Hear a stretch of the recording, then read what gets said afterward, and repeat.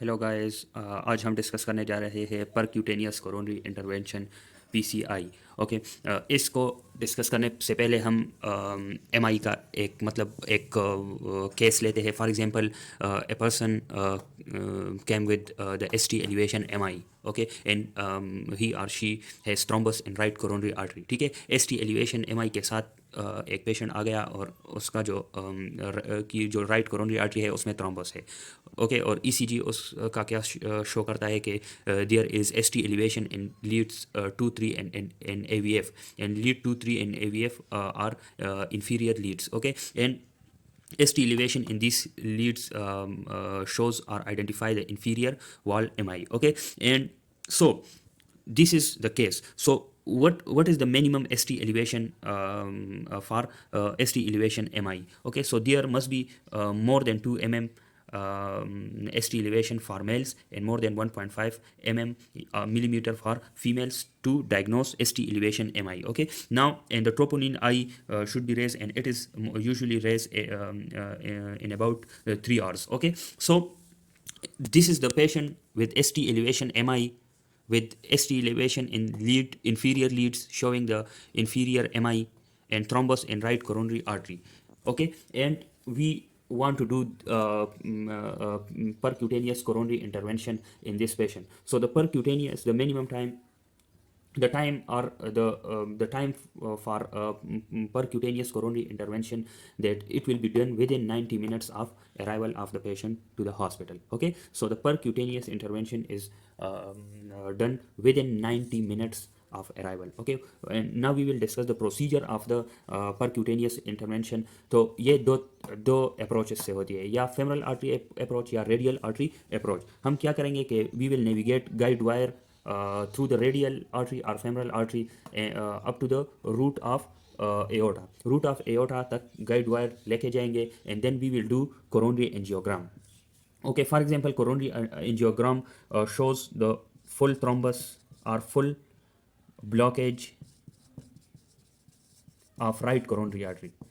as in this patient there is thrombus in right coronary artery, so we will take the right coronary artery example, TK, right coronary artery। So we will navigate guide wire through the radial approach or femoral approach up to the root of aorta, then we will do coronary angiogram, and for example it show the full blockage of coronary artery। So what we will do, then we will pass the guide wire through the thrombus.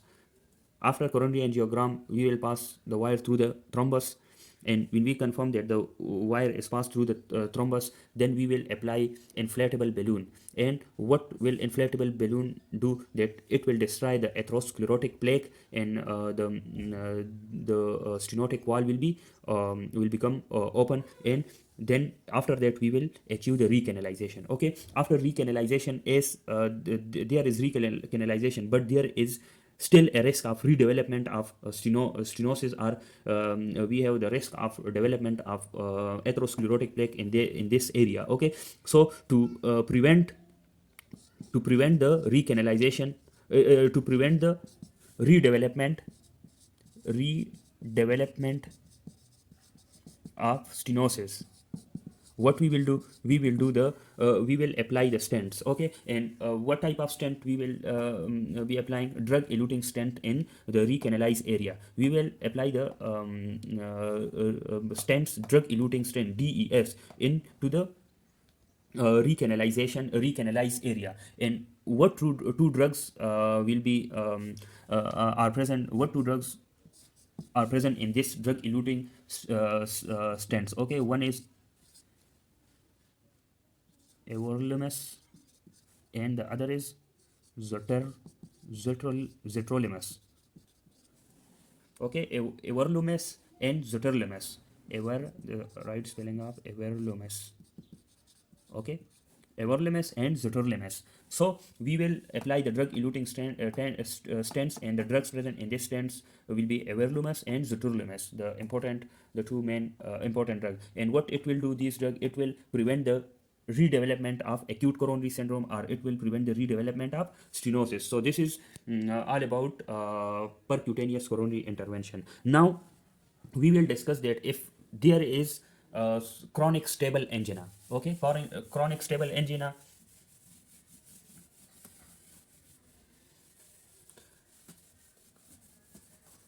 we should know that the chronic stable angina is not included in the acute coronary syndrome. Okay, so for example, if patient have chronic stable angina,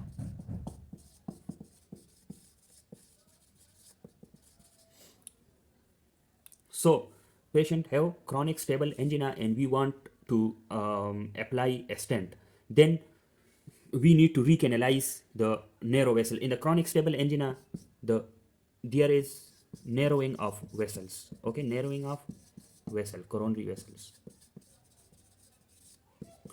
So in order to why there is narrowing of coronary vessel? Due to atherosclerotic plaque. Okay, so if a patient have chronic stable angina and there is narrowing of coronary vessel and we want to recanalize this narrow vessel, so what we will do, we will do rotablator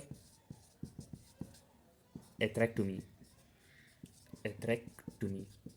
Okay, so rotablator atherectomy for chronic stable angina, and what we will do in this procedure, so we will insert diamond burr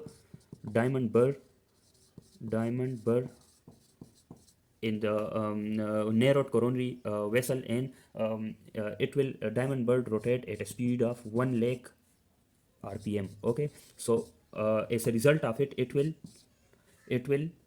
recanalize the vessel. Okay, recanalize the narrow,